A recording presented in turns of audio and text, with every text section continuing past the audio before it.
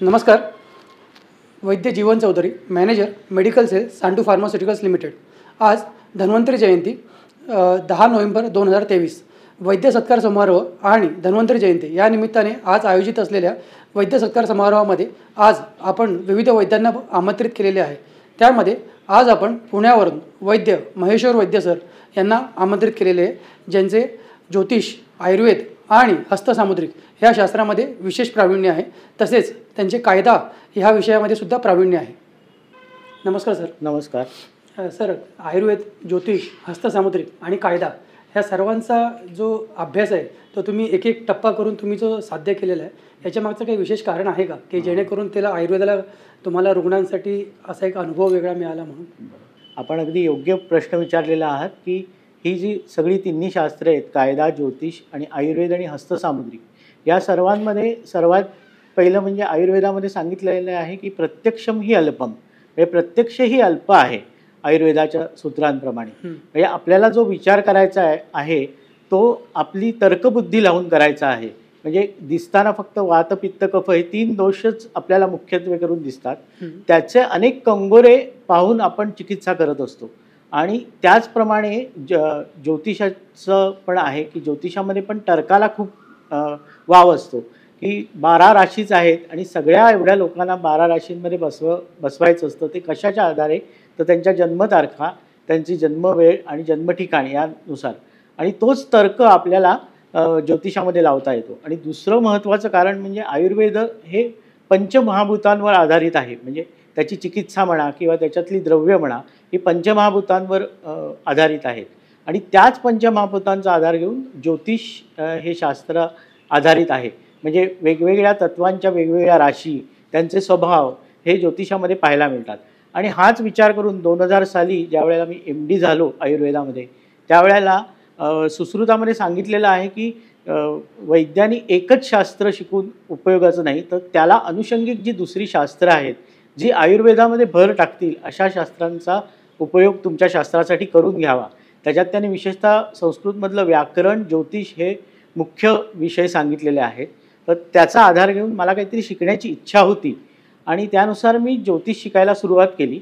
महाराष्ट्र ज्योतिष परिषदेची ज्योतिषशास्त्रीय परीक्षा मी 2003 साली पूर्ण महाराष्ट्रातून पास झालो. फलादेश विषयात मी दुसरा आलो संपूर्ण महाराष्ट्रात. आणि त्यामुळे त्याची सांगड मला घालताना खूप उपयोग झाला. विशेषतः रुग्णांच्या बाबतीत मला जास्त उपयोग झाला की पंचमहाभूतं जी आयुर्वेदात सांगितलेली आहेत त्याचप्रमाणे आपल्याला ती ज्योतिषाचा आधार घेऊन जर केली तर त्यांना चिकित्सेसाठी चांगला उपयोग होतो आणि तर्क लावून आपल्याला चिकित्सा चांगली करता येते. आणि दुसरं म्हणजे कायदा हा मी नंतरच्या काळात शिकलो. ॲक्च्युली माझ्याकडे येणारे एक पेशंट होते, ते एका कायद्याच्या कॉलेजचे प्रिन्सिपल होते. तर माझी आवड बघून त्यांनी विचारलं की तुम्हाला ॲडमिशन घ्यायची आहे का? तर मी ॲडमिशन घेतली आणि रितसर कायद्याची पदवी घेतली. आणि कायद्यामध्ये सुद्धा तर्क हाच असतो की कायदा हा रॉ सांगितलेला असतो. त्याच्या रीडिंग बिटवीन द लाईन्स जे असतं, म्हणजे मधल्या ज्या जागा असतात त्या वकिलाने आपल्या बुद्धीने भरायच्या असतात किंवा त्याचा अर्थ लावायचा असतो. त्यामुळे मला तो जमला. आणि हस्तसामुद्रिकचा उपयोग ह्याच्यासाठी होतो की विशेषतः मानसिक रुग्णांमध्ये काही हस्तावरच्या रेषा असतात, त्या व्यवस्थित दिसत नाहीत किंवा विशिष्ट पद्धतीचे व्याधी असतात, त्याच्यात हाताचा पोत असतो, म्हणजे हाताची ठेवण असते, ती चांगली दिसत नाही. त्या दृष्टीने मला या सगळ्या शास्त्रांचा उपयोग झाला. आणि मला आज सांगायला चांगलं वाटतं की मी ह्या अनुषंगिक शास्त्रांचा अभ्यास केल्यामुळे माझ्या चिकित्सेमधली जी खोली आहे ती वाढली. सर, आयुर्वेद निदान आणि चिकित्सा करत असताना जेव्हा तुम्ही रुग्ण बघत असतात त्यावेळेस तुम्हाला आयुर्वेदाची सांगड ज्योतिषाप्रमाणे जेव्हा घालतात तेव्हा त्या दोघांचा तुम्ही एकत्रित विचार, सारासार विचार करून कशा प्रकारे तुम्ही पेशंटला चिकित्सा देतात, एक थोडंसं सांगाल का मला? हो, जरूर वैद्य जीवन चौधरी. की मला आयुर्वेद आणि ज्योतिषाचा उपयोग मी आत्ताच तुम्हाला म्हटल्याप्रमाणे त्या दोन्ही शास्त्रांची तत्व एक आहेत.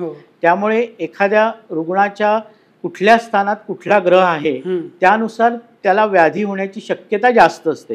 किंवा आपण ज्याला वैद्यकशास्त्रात म्हणतो की एखाद्या गोष्टीचं डायग्नोसिस, प्रोग्नोसिस काय असेल, बाबा ह्या व्याधी किती वेळ राहील याच्या शरीरामध्ये किंवा किती काळासाठी त्याला हे सफरिंग आहे त्या रुग्णाला त्या व्याधीपासून, हे ज्योतिषाच्या आधारे फार चांगलं सांगता येतं.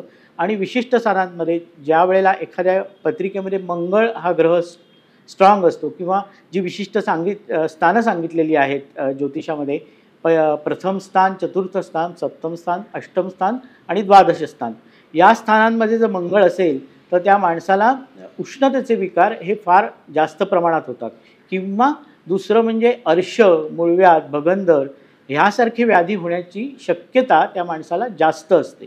किंवा एखादं ऑपरेशन एखाद्या स्त्रियांच्या बाबतीत विशेषतः सप्तम स्थानात जर मंगळ असेल किंवा त्याची दृष्टी असेल तर स्त्रियांमध्ये गर्भाशयाचं चिकित्सा करताना त्याचा उपयोग होतो. आणि किंवा गर्भाशयाची शल्यकर्म होणारे किंवा नाही तुमच्या पत्रिकेप्रमाणे, किंवा ते टाळता येण्यासाठी कुठला काळ आहे किंवा किती काळासाठी तुम्ही औषध घ्या, याचा फार चांगल्या प्रकारे मला उपयोग होतो आणि तो मी नेहमी चिकित्सेमध्ये करत असतो. आणि दुसरी म्हणजे एखाद्या माणसाला की पंचम स्थानात मंगळ असेल तर त्याला कायम ॲसिडिटीचा त्रास असतो. तर अशा माणसाला कायम एखादा उपाय म्हणजे ज्योतिषाच्या दृष्टीने सांगून किंवा अगदी साधा उपाय म्हणजे 21 दुर्वा गणपतीला वाहणे दळ मंगळवारी, की मंगळाचा कारक देव हा गणपती आहे, तर त्याची उपासना केल्यामुळे यासारख्या व्याधींचं प्रमाण किंवा त्याची जी सिव्हिरिटी असते ती खूप कमी होते आणि त्यामुळे रुग्णांना बराच उपशय मिळू शकतो. अशा प्रकारे ज्योतिष आणि आयुर्वेदाची सांगड मला चिकित्सेमध्ये खूप चांगल्या प्रकारे घालता आली. सर, तुम्ही सुवर्णकल्पांची विशेष अशी प्रॅक्टिस करतात आणि रुग्णांना पण सुवर्णकल्प देतात. तर वसंत कुसुमाकर म्हणजे सांडूचं वसंत कुसुमाकर तुम्ही बरेच वर्ष आली वापरत आहेत, तर याबद्दल तुमचा काय रुग्णानुभव आहे आणि सुवर्णकल्प जी आहेत ती विशेषतः तुम्ही सांडूंचीच वापरण्यामागचा काय उद्देश आहे? सुवर्णकल्प वापरणं एखाद्या वैद्याने आपल्या चिकित्सेमध्ये म्हणजेच त्यांनी पंचकर्माचा बराचसा भाग करण्यासारखं आहे. कारण आयुर्वेदात सांगितल्याप्रमाणे सर्वात ओजस्वी द्रव्य खनिज द्रव्यांमध्ये हे सुवर्ण आहे आणि त्याचा उपयोग जर आपण चिकित्सेमध्ये करून घेतला तर बऱ्याच रुग्णांना जेवढी पंचकर्माने उपशय मिळू शकतो तेवढाच उपशय आपण सुवर्णकल्पाने देऊ शकतो. आणि स्त्रीवंध्यत्वामध्ये विशेषतः माझ्याकडे येणाऱ्या ज्या पेशंट होत्या त्या वय ज्यांची जास्त झालेली आहेत पण ज्यांना अजून दिवस जात नाही आहेत म्हणजे गर्भधारणा होत नाही आहे, अशा रुग्णांमध्ये वसंतकल्पांचा उपयोग फार चांगल्या प्रकारे होतो.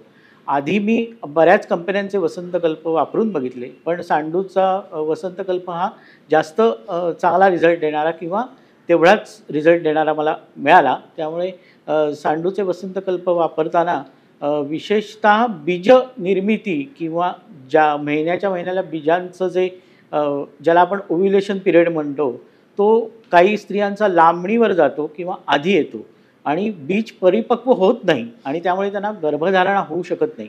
तर वसंतकल्पांमध्ये वसंत कुसुमाकर हा असा एक कल्प आहे सुवर्णकल्पांमध्ये ज्याच्यात सगळी द्रव्य वापरलेली ही पार्थिव आहेत आणि त्याला ज्या भावना दिलेल्या आहेत, ज्या 10 भावना आहेत त्या पित्तशामक अशा द्रव्यांच्या आहेत. म्हणजे वासा आहे, उसाचा रस आहे, कमळाच्या याचा फुलांच्या भावना आहेत, गुलाब पाण्याची भावना आहे, त्याच्यात केळीच्या कंदांची भावना आहे.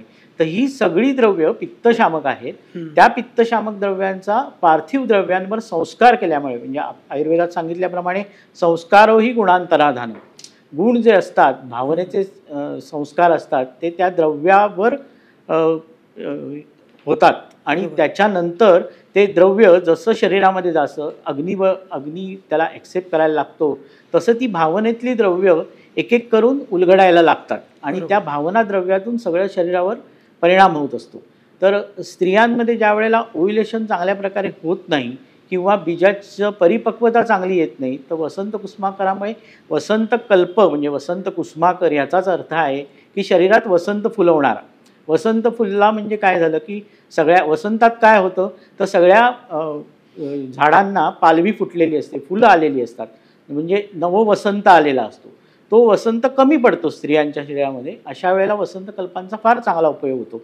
म्हणजे ज्या स्त्रियांना वसंतकल्प वापरल्यामुळे गर्भ राहण्याची शक्यता खूप वाढली आणि पाळीची जी अनियमितता होती ती दूर झाली. काही असे पेशंट होते की जे तरुण होते स्त्री रुग्ण पण ज्यांना पाळी नियमित येत नव्हती लग्न झाल्यानंतर, अशा रुग्णांना वसंतकल्प दिल्यामुळे पाळी व्यवस्थित यायला लागली आणि योग्य काळी गर्भधारणा झाली. त्यामुळे वसंतकल्पांचा उपयोग मला विशेषतः स्त्री रुग्णांमध्ये वंध्यत्वासाठी खूप चांगला झालेला आहे.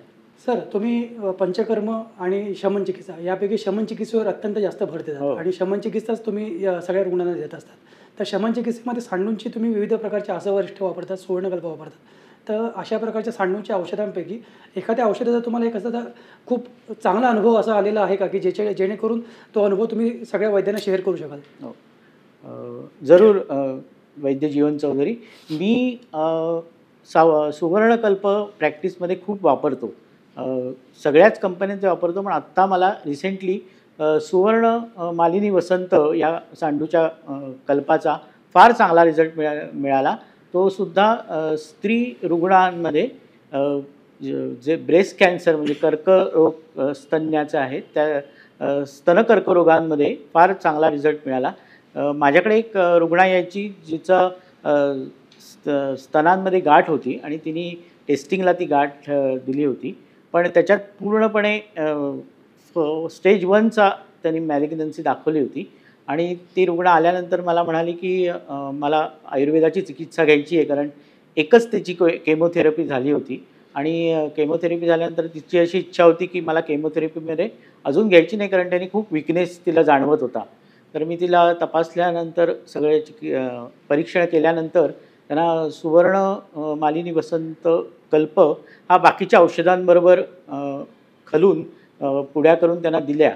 आणि तुम्हाला सांगायला मला आनंद वाटतोय की 3 आठवड्याच्या चिकित्सेनंतर त्यांचं एकतर वजन वाढायला लागलं, त्यांना भूक लागायला लागली चांगल्या प्रकारे आणि त्यांची जी लक्षणं होती ती खूप कमी झाली. आणि ज्या वेळेला त्यांनी परत महिन्याभराने ॲलोपॅथीच्या डॉक्टरनी त्यांना फॉलोअपसाठी बोलावलं होतं, त्यावेळेला त्यांना सांगण्यात आलं की गाठ जी आहे ती बरीच कमी झालेली आहे. म्हणजे त्यांनी त्यावेळेला बायोप्सी करून त्याचं हे केलं होतं, परीक्षण केलं होतं आणि ॲलोपॅथीच्या डॉक्टरने सांगितलं की गाठ बरीच कमी आहे. तर आता तुम्ही त्यांच्या म्हणजे त्या पॅथीच्या गोळ्या सुरू केल्या त्यांनी आणि केमोथेरपी न घेता त्यांना सुवर्णकल्पाने अजूनही त्याच रुग्णा माझ्याकडे येतात. आता त्यांना मी औषधांचं प्रमाण बरंच कमी केलेलं आहे आणि फॉलोअपसाठी ते येतात. आता मी त्यांना 1 दिवसाआड औषध असं सांगितलेलं आहे, पण सुवर्ण मालिनी वसंताचा फार चांगला रिझल्ट मला स्तन कर्करोगांमध्ये मिळालेला आहे.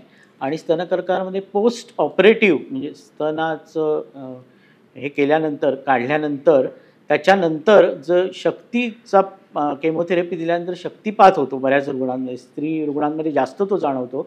तर त्याच्यामध्ये सुवर्ण मालिनी वसंतचा उपयोग केल्यानंतर फार चांगल्या प्रकारे त्यांचं शक्ती भरून आली आणि त्यांची जी रोजची कामं म्हणजे त्या रुग्णा पोहायला जायच्या, त्या जाऊ शकत नव्हत्या, पण आता त्या रेग्युलर पोहायला जातात. आणि विशेष म्हणजे त्यांचं वय आता जवळजवळ 75 आहे. या वयातही त्या पोहायला जातात आणि योग्य प्रकारे सगळं रोजचं जे कर्म आहेत ती करू शकतात.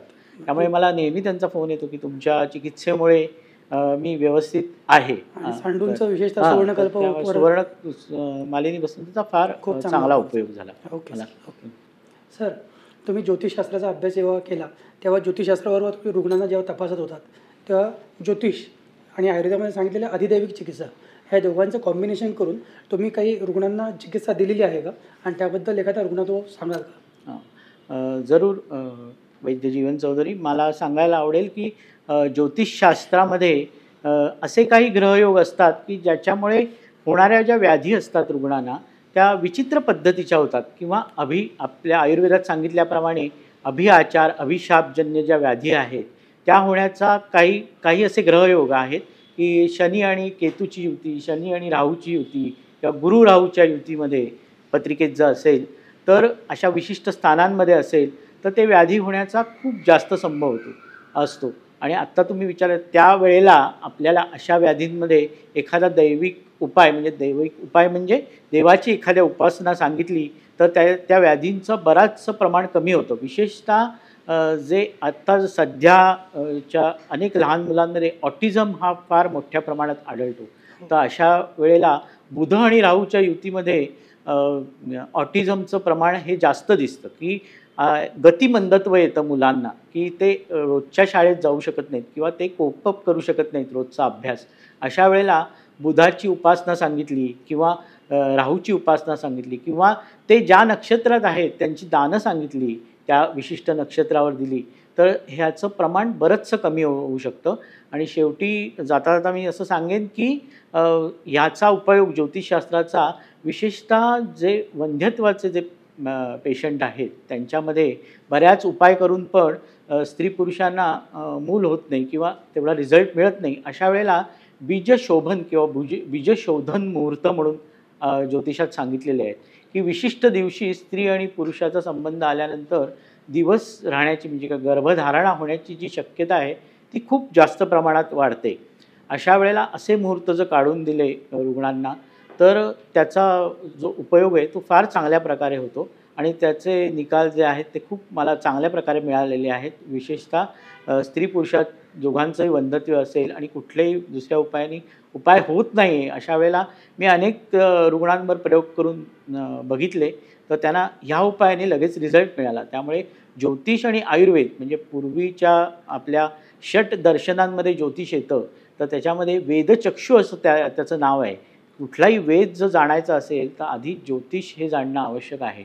त्यामुळे त्या ग्रहांच्या स्थितीचा आपल्या शरीरावर निश्चित परिणाम होतो आणि षष्ठ स्थानात जे ग्रह आहेत किंवा जे ग्रहांचे योग आहेत त्यानुसार व्याधी होतात आणि षष्ठाचं व्ययस्थान म्हणजे पत्रिकेतलं जे पंचम स्थान असतं त्यानुसार त्या रुग्णाने कुठल्या पॅथीची चिकित्सा घ्यावी की जेणेकरून त्याला पटकन फलदायी होईल. म्हणजे ॲलोपॅथी आहे, होमिओपॅथी आहे, आयुर्वेद आहे किंवा अजून दुसऱ्या अनेक पॅथी आहेत. त्याच्यापैकी कुठल्या पॅथीची चिकित्सा घ्यावी हे सुद्धा ठरवता येतं. त्यामुळे ज्योतिष आणि आयुर्वेदाचा अगदी घनिष्ठ असा संबंध आहे आणि त्याचा उपयोग मला नेहमीच्या रुग्णचिकित्सेमध्ये फार होतो.